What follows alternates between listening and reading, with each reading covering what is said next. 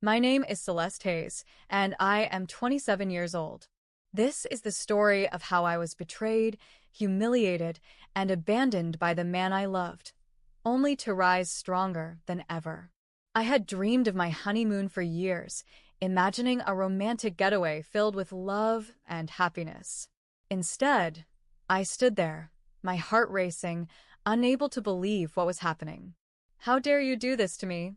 I shouted, my voice shaking with rage and disbelief. Before I could process what was happening, a sharp pain ripped through my scalp. My mother-in-law, Vivian, had grabbed a handful of my hair, yanking my head back with such force that I cried out in shock. The next moment, her fist crashed into my ear, sending a jolt of pain through my skull. "Ack!" I screamed, my hands flying to my ear as the impact left me dizzy and disoriented. "You have no place in our families," Vivian hissed, her eyes burning with contempt. "You're nothing but a worthless girl who tricked my son into marriage." I clutched my ear, my head pounding, my vision blurring with tears. I turned to my husband, Ashton, desperate for him to defend me. But he just stood there, expressionless, cold, like I meant nothing to him. Vivian smirked, tossing her perfectly styled hair over her shoulder. "Let's go," she said, turning to Ashton. "We have better things to do." And just like that, they left me there, abandoned, alone. But what they didn't know, what they never expected, was that I wasn't going to stay broken. They had no idea what was coming for them. I stood there, motionless, the pain in my ear throbbing, my scalp still stinging where Vivian had yanked my hair. My mind refused to accept the truth. My husband, the man I trusted with my heart, had just abandoned me. I had never felt so small, so humiliated. My honeymoon had turned into a nightmare, and I had no idea how to wake up from it. But how did I end up here? I met Ashton Carter during my college years in Seattle, Washington. He was everything I had ever dreamed of: charming, intelligent, and effortlessly confident. From the very beginning, he made me feel like I was the most special person in the world. We spent countless evenings studying together, laughing over coffee, dreaming about the future. Ashton wasn't just my boyfriend. He was my best friend, my safe place, my greatest love. So, when he proposed to me after 5 years of being together, I said yes without hesitation. I was ecstatic, ready to build a life with him. But there was one problem: Vivian Carter. From the moment I met her, I knew she didn't approve of me. She saw me as beneath her family's status, someone unworthy of her son. "A girl like you has nothing to offer, Ashton," she had told me coldly at our first meeting, her sharp gaze sizing me up like I was a stain on her perfect life. It didn't matter that I had a successful career in event planning or that I genuinely loved her son. To her, I was a nobody. But Ashton had always reassured me. "Don't worry about her," he'd say, squeezing my hand. "She'll come around. I love you, and that's all that matters." I believed him. I trusted him. And despite Vivian's disapproval, we got married. At first, it felt like a dream. We moved into a beautiful apartment and life seemed perfect. For a moment, I thought I had won. But the illusion didn't last. Vivian made frequent, uninvited visits. Every time she came over, she'd criticize me, her sharp words like tiny needles pricking at my skin. "You don't even know how to take care of a house properly," she'd say, running her fingers along the kitchen counters as if searching for a flaw. Or worse, "A woman's real value is measured by her wealth. Love doesn't pay the bills." No matter what I did, it was never enough. But I never expected what she had planned next. A month after our wedding, Ashton and I planned our honeymoon, a trip that was supposed to be our first real escape, just the two of us. I was beyond excited. For once, it would be just me and him. No interference. No tension. I should have known better. The night before our flight, Vivian made an unbelievable announcement. "I'm coming with you." I nearly choked on my food. I turned to Ashton, expecting him to protest, expecting him to defend me. He didn't. Instead, he let out a sigh and said, "Mom, are you sure? I mean, this is our honeymoon." Vivian simply set down her glass of wine and smirked. Of course, I'm sure. It's been so long since I traveled, and I think we'll have much more fun together as a family. As a family. Like I wasn't even part of it. I looked at Ashton, begging him with my eyes to say no. But he just nodded. I guess it'll be fine, Celeste. Let's not make a big deal out of it. I felt like someone had punched me in the chest. This was supposed to be about us, not Vivian. Why was she always in our marriage? But I stayed quiet. I had spent so long trying to keep the peace that I swallowed my anger and convinced myself that maybe, just maybe, it wouldn't be that bad. I was so wrong. When we arrived at our honeymoon destination, something felt off. Ashton was nervous, distracted. He kept checking his phone, barely paying attention to me. At first, I thought maybe he was just stressed, maybe his mother's presence was ruining the trip for him, too. But I was so wrong. At the airport, a woman was waiting for us. She stood tall, confident, effortlessly beautiful, the kind of woman Vivian would admire. Her elegant dress, her perfectly styled hair, her expensive designer bag, all screamed wealth and status. Vivian's eyes lit up as soon as she saw her. "Sophia, you're here," she greeted warmly, pulling her into an embrace like they were long-lost best friends. I frowned, confused. I had never heard of Sophia before. Sophia's sharp eyes flicked to me briefly before she smiled at Ashton, a smile that sent a chill down my spine. "Finally, we meet in person," she said, her voice dripping with familiarity. I turned to Ashton, my stomach tightening. "Who is she?" My voice came out shaky. Ashton froze. His jaw clenched. He wouldn't look at me. And then Vivian turned to me, her lips curling into a cruel smirk. "Celeste, meet Sophia," she said sweetly. "She's going to be Ashton's new wife." The world stopped. I stared at them, my heart pounding so loudly I could barely hear anything else. "What are you talking about?" I whispered, my hands shaking. Vivian let out a mocking laugh. "Oh, sweetheart, don't act surprised. Did you really think you were going to stay in this family forever?" I turned to Ashton, my desperation bleeding into my voice. "Ashton, tell me this is a joke," I pleaded. "Tell me she's lying." But he looked away. "I'm sorry, Celeste," he muttered, avoiding my gaze. "But I don't have a choice." I couldn't breathe. "You don't have a choice?" I repeated, my voice trembling. "What does that even mean?" And that's when Vivian delivered the final blow. "It means that if he doesn't divorce you and marry Sophia, he's out of the family business. No money, no power, nothing." I staggered back. I couldn't believe what I was hearing. My own husband, Ashton, the man who promised to love me, protect me, stand by my side, was choosing money over me. I felt my chest tighten, the tears threatening to spill. "How could you?" I whispered, barely able to speak. "How could you do this to me, Ashton?" But before I could say another word, Vivian grabbed a fistful of my hair. I screamed as my head was yanked back, sharp pain shooting through my scalp. And then, a brutal punch to my ear. The impact exploded through my head, pain ringing through my skull. "Ack!" I cried out, stumbling back. My hands flew to my ear, a high-pitched ringing blocking out all other sounds. Vivian sneered. "Shut your mouth," she hissed. "You are nothing. You were never good enough for us." Ashton did nothing. He just stood there as his mother humiliated me, hurt me, destroyed me. Like I was nothing. And then, "Sign the divorce papers, Ashton," Vivian ordered, her voice sharp, demanding. And just like that, my husband, the man I had loved, trusted, built a life with, took the papers and signed them. Without hesitation. Without even looking at me. It was over. Sophia smirked, linking her arm with Ashton's as if she had just won some kind of twisted prize. "Come on, darling," she purred.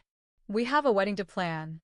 I watched, helpless, broken, discarded, as they got into the car. As they left me there, Vivian rolled down the window one last time. "There's no place for cheap girls like you in our family," she sneered. Then they drove away. I stood there, my heart ripped apart, my world completely shattered. But as the tears streamed down my face, something inside me changed. They thought they could break me. They thought they could walk away without consequences. They had no idea who they were messing with.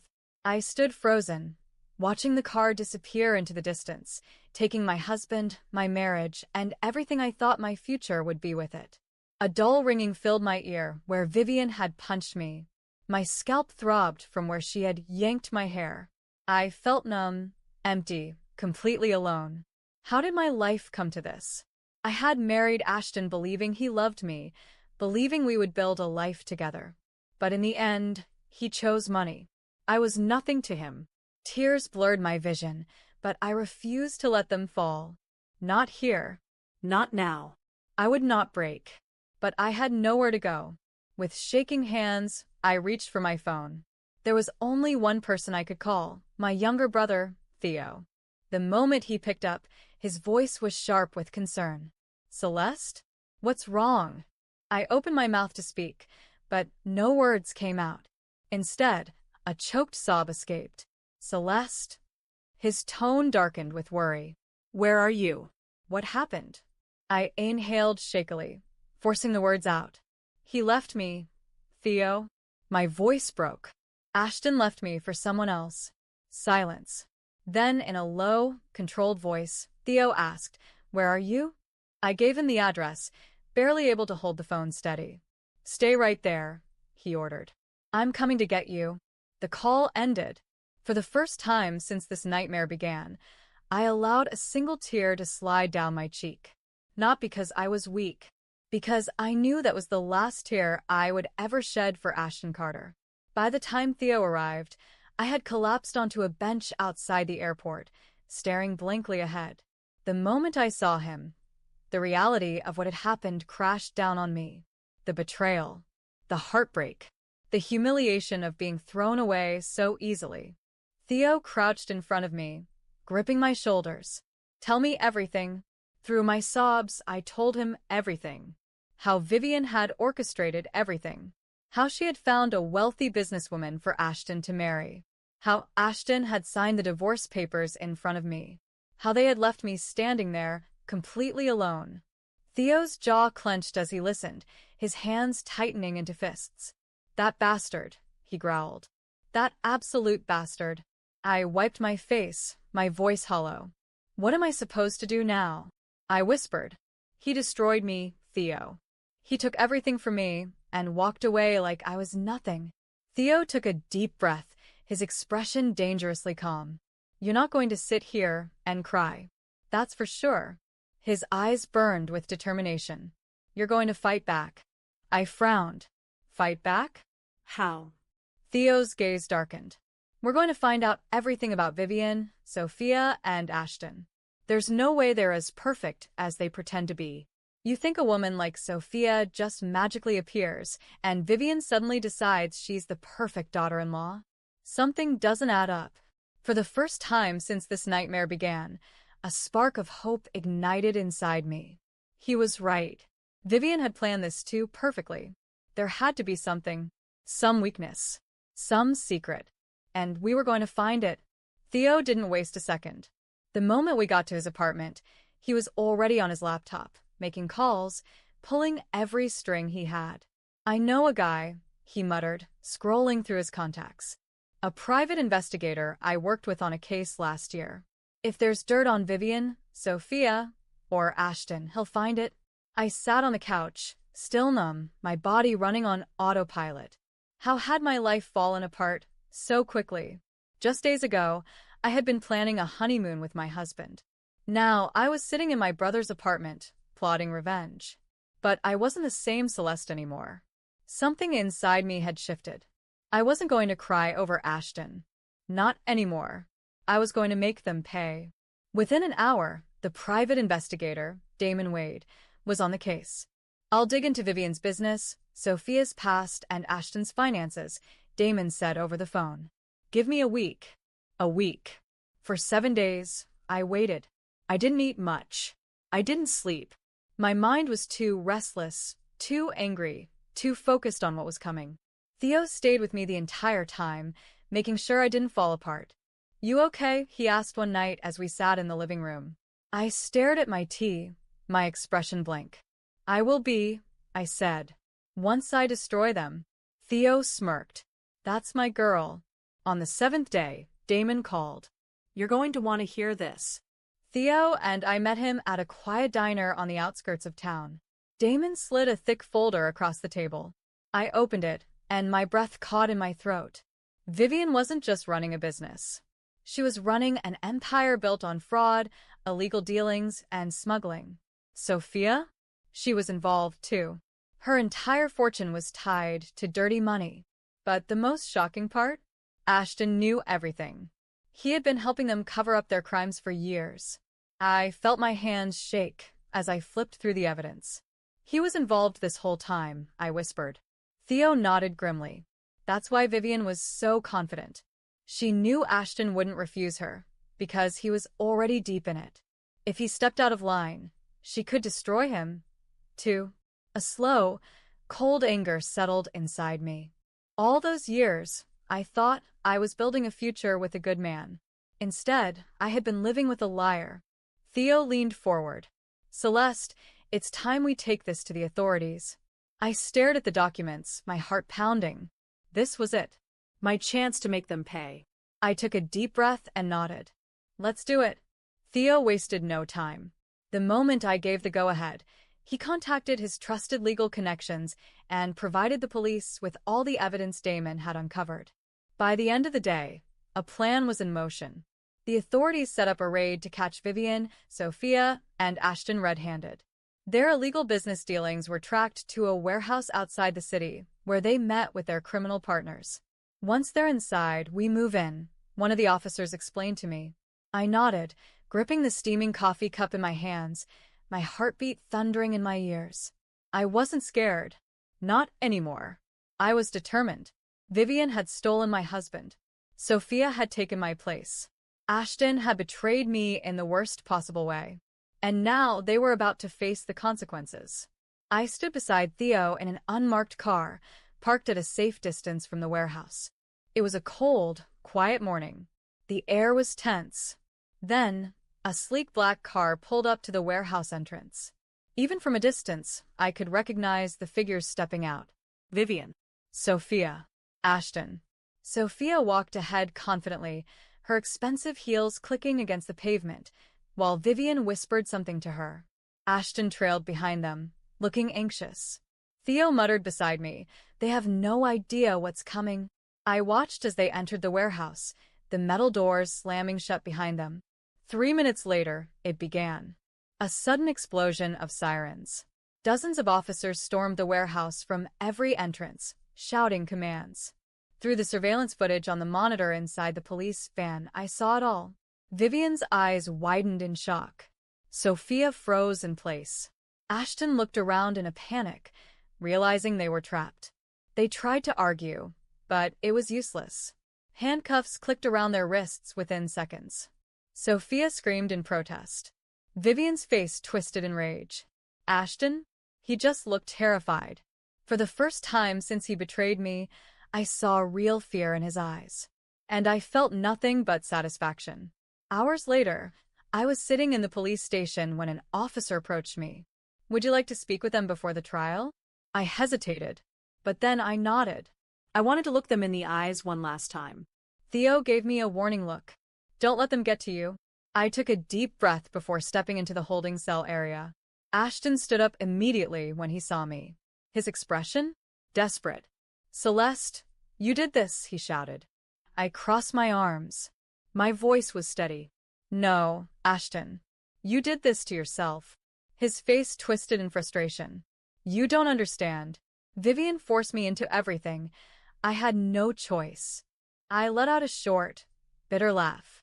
"No choice." I repeated. "That's funny. Because I remember you having a choice the day you signed our divorce papers and left me standing alone." He flinched. I took a step closer, my voice lowering. "You weren't just a coward, Ashton. You sold your soul for money. And now you're paying the price." His hands shook. "I can fix this," he whispered. "We can start over." Please, Celeste. "You don't understand what's going to happen to me in here." I stared at him, feeling nothing but disgust. You should have thought about that before you ruined my life. I turned to leave, but before I walked out, I looked over my shoulder one last time. Good luck, Ashton, I said, my lips curling into a smirk. You're going to need it. And then I walked away. The day of the trial arrived faster than I expected. The courtroom was packed. Reporters, former business associates, and people who had once admired Vivian's empire now sat in silent anticipation, waiting to watch it all fall apart. I sat beside Theo, my hands clenched into fists as the charges were read. Fraud. Money laundering. Conspiracy. One by one, the evidence was presented. Bank records showing millions in illegal transactions. Intercepted messages proving that Vivian had orchestrated everything. Surveillance footage of the warehouse where they ran their fraudulent operations. There was no way out. I watched Ashton carefully. At first, he sat stiffly, trying to keep up his usual composure. But as the evidence piled up, I saw it. The panic. His face paled when the prosecution revealed just how deep he was involved. The final moment came when the judge spoke, his voice booming through the courtroom. The defendants are found guilty on all charges. A loud murmur filled the room as the verdict sank in. I turned my head, locking eyes with Ashton. His gaze was pleading. Celeste, please, he mouthed silently, as if I could save him. I simply smiled. Tit for tat, Ashton. Vivian's face was red with fury. Sophia's arrogance had completely disappeared. She looked like a cornered animal. And then, the final sentences were announced. Vivian, 20 years in prison for masterminding the fraud. Sophia, 15 years for her active role in money laundering. Ashton, 12 years, a fate he never saw coming. There was no appeal. No escape. No more power. No more wealth. Just consequences. As I stepped out of the courthouse, a wave of relief washed over me. It was over. The people who had betrayed me, humiliated me, and left me broken were finally facing the punishment they deserved. Theo walked beside me, hands in his pockets, watching my face carefully. How do you feel? He asked. I let out a slow breath. Free. For the first time in a long time, I felt like I could breathe again. No more heartbreak. No more looking over my shoulder. No more feeling like I wasn't enough. I had spent so much time wondering if I had made a mistake marrying Ashton, if I could have done something differently. But standing here, watching him be led away in handcuffs, I realized something important. I was never the problem. Vivian had always hated me. Ashton had always been weak. Sophia had been waiting for an opportunity. They had destroyed themselves. I had only helped reveal the truth. Theo pulled out his phone, a smirk on his lips. Come on. We need to celebrate. Where do you want to go? I laughed, the first real laugh in what felt like forever. Anywhere that serves strong drinks and good food. That night, we sat in a warm restaurant, drinking and laughing, talking about everything except the past. For the first time in years, I wasn't thinking about Ashton. I wasn't thinking about Vivian, Sophia, or the betrayal. I was thinking about the future. My future. Weeks passed. Life slowly fell into place. I moved into my own apartment, a place that belonged to me and no one else. I started focusing on my career again, rebuilding the dreams that had been put on hold because of my marriage. Ashton had once told me that I was nothing without him. But the truth was, I was better without him. Every now and then, I'd hear updates about Ashton. He was struggling in prison, cut off from the luxury he had once enjoyed. His old business partners had turned against him. With Vivian and Sophia locked up, he had no one left to protect him. Theo and I would hear rumors. How he begged former friends for help. How he regretted everything. How he wished he had never left me. But I didn't care. I had wasted enough time caring about Ashton Carter. Then one evening, as I was leaving work, my phone rang. An unknown number. I hesitated before answering. Hello.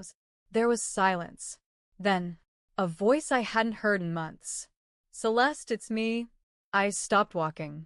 The voice was hoarse, weaker than I remembered. But I knew exactly who it was. Ashton. I clenched my jaw. What do you want? I asked coldly. There was a long pause. I just, I just wanted to hear your voice, he admitted. I wanted to say, I'm sorry. A strange mix of emotions hit me. Anger, Pity. disbelief. He sounded broken. But I wasn't the same woman he had abandoned. I wasn't the same woman who had begged him not to leave. I had no more tears for him. It's too late for that, Ashton.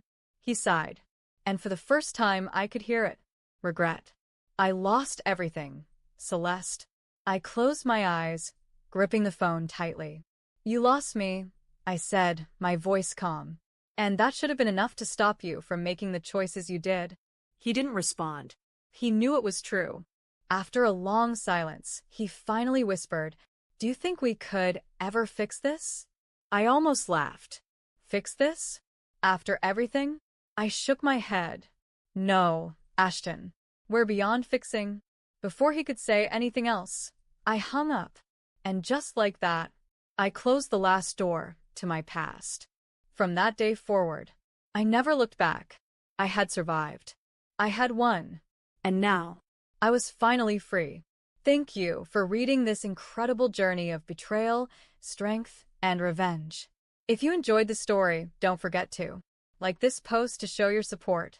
Comment below your thoughts. What would you have done in Celeste's place? Subscribe for more powerful and engaging stories. Your support means everything. Stay tuned for more thrilling stories that will keep you on the edge of your seat.